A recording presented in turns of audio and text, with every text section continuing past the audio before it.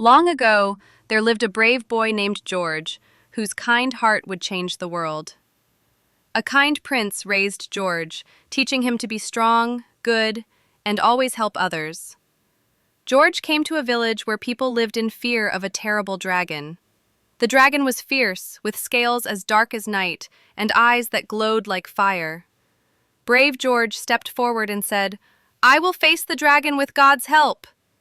Through God's power and George's bravery, the dragon was defeated and the village was safe.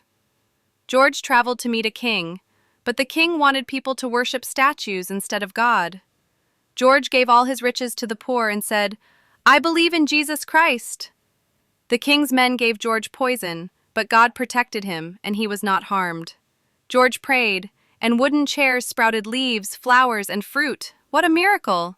George blessed a poor widow's home, and a magnificent tree grew from inside overnight. The widow's son couldn't see, hear, or walk.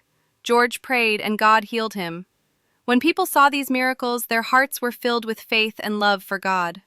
God promised to help anyone who calls on him in George's name during times of trouble. Even when threatened, George never stopped being brave and faithful to God.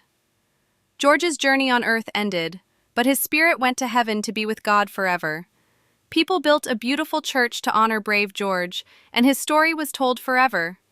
Even today, St. George watches over people who need courage, healing, and help.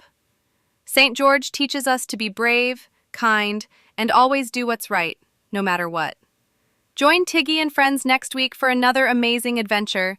See you soon, and stay brave!